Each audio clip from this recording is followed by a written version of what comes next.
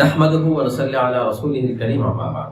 আমরা বিভিন্ন বিষয় নিয়ে অহংকার প্রকাশ করে থাকি। যেমন আমি মেধাবী, আমি সম্ভ্রান্ত পরিবারের সন্তান, আমার চেহারা অনেক সুন্দর, অথবা আমার গলার মাধুর্যতা অনেক বেশি। এই বিষয়গুলো নিয়ে আমরা বিভিন্ন সময় অহংকার প্রকাশ করে থাকি। কিন্তু এই বিষয়গুলো কি আসলেই অহংকার প্রকাশ করার মতো বিষয়? আমি মেধাবী, আল্লাহ তাআলা দয়া করে যে আমাকে মেধাবী না বানাতেন, তাহলে আমি অহংকার প্রকাশ করতাম কিভাবে? অথবা আমি সম্ভ্রান্ত পরিবারের সদস্য, এই বিষয়ের উপরে আমার অহংকারের শেষ নেই। কিন্তু আল্লাহ তাআলা যদি দয়া করে আমাকে সম্ভ্রান্ত পরিবারের সদস্য না করতেন, তাহলে আমি অহংকার করার সুযোগ পেতাম কোথায়? অথবা আল্লাহ তাআলা আমার চেহারা সুন্দর না বানাতেন, আমার গলার মাধুর্য না দিতেন। একটু চিন্তা করে দেখি যে এই চেহারার সৌন্দর্যের পিছনে, অথবা ধনী ঘরের সন্তান হিসেবে জন্মগ্রহণ করেছি, এর উপরে আমার কৃতিত্ব অথবা কর্তৃত্ব কোথায়? বরং এটা তো আল্লাহ তাআলার একান্ত অনুগ্রহ। আমার গলার মাধুর্যতা অনেক বেশি, এটা আল্লাহ তাআলার নিছকই একটা দান।